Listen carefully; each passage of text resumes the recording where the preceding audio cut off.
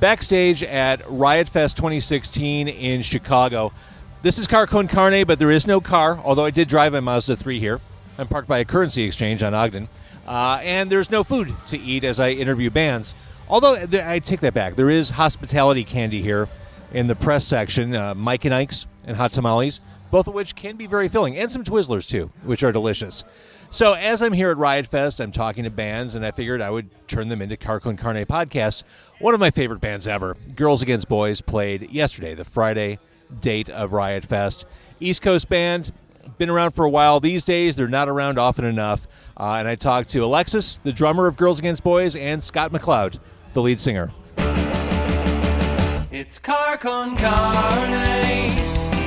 Let's eat in the car. It's Car Con Carne. And now here's the star of our show, James Van Alstyne.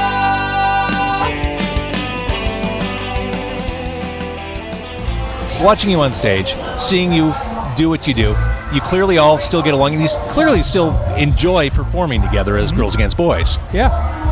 I get the feeling, watching you guys, and knowing the way ebbs and flows happen in music, if you wanted to dedicate yourself to GVSB full-time again, I feel like that could work. I feel like we probably could. I mean, I think that one of the things about Girls Against Boys or a band like us, you know, when you've been in a band, we've been in this band for a long, long time, and life has a tendency to, you know, take you other places as well. So we probably could, certainly from a friendship basis, and I think a music basis, get together and do it all over again. But sometimes we kind of say, well, why would we do that? I mean, we already, you know, why? Yeah. And is the real reason, truthfully, that Eli's just too big at this point? He's too super successful with Seth Meyers and all that. Yeah, right. He's just outgrown it all. It's a whole slew of things. It's like Scott lives in Europe now, and I didn't realize that. I think of you guys as like a quintessential East Coast band. So the fact that you live in Europe, okay. Yeah. Well, Scott lived in Paris also. That was a key part of Girls Against Boys, was the Parisian French vibe. But I mean, it's like, I think it's more than that. It's like, it's really, I suppose we could, but honestly, the infrastructure and everything we knew about music doesn't exist anymore. So we'd be literally starting over from scratch and starting over with, like, God, I mean, you know, all the labels we know are gone. Yeah. All the entire infrastructure is completely different. Well, sure. I mean, I came to know you through Touch and Go, That's which right. is long gone. That's right. Geffen doesn't even exist as Geffen anymore. Right. I mean, most of that, it's a whole different world now. So in a lot of ways, it's an exciting kind of concept. Yeah.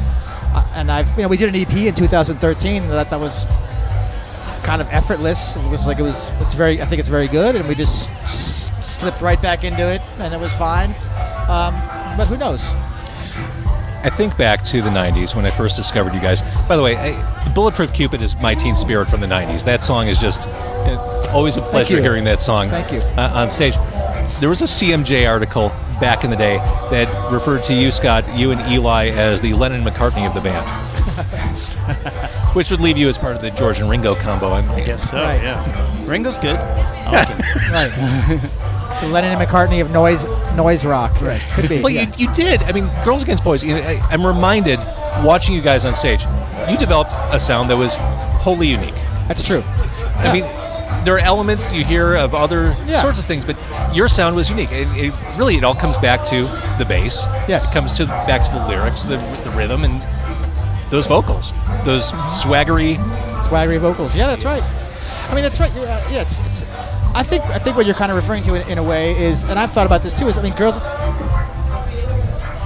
when we started Girls Against Boys, you know, we're a band of 4 individuals, you know, so that means it's not a band of like a singer-songwriter and then some other guys. It's like 4 distinct people, for better or worse, you know. I mean, it's like basically everyone throws their part into the ring, and sometimes there's a lot of dissonance between this, but that's what kind of arrives at a unique sound, as opposed to a band that maybe decides we're going to be a certain type of band, like a pop punk band, and we're going to make our songs in that genre.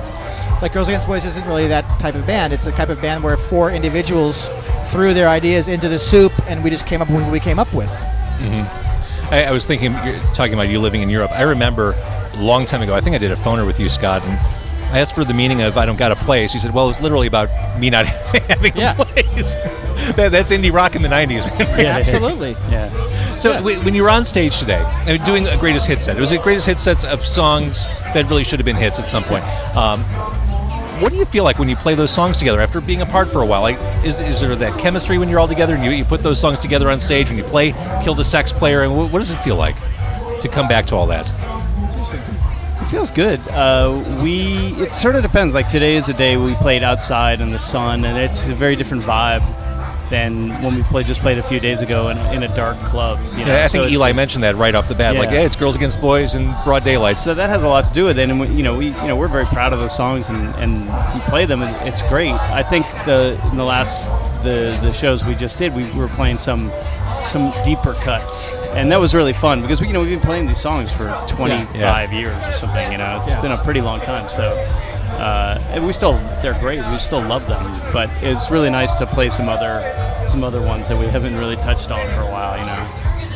So, moving forward, is Girls Against Boys like Brigadoon? Do we see you once every 100 years? Will we get more of you? We have next 20th anniversary, 40th anniversary. We have some other shows coming up this year. We're going to do Sound on Sound Fest in Austin as well. Good. That's in November, and maybe next year we'll do some more stuff in Europe. It's the future of the band or whatever. I think is always a work in progress. We're not really sure. We kind of talk about things, and it just depends, I guess, on time and inclination whether we feel like it or not. I'd love to at some point make some new music. It'd be fun to just do something different than we've done before.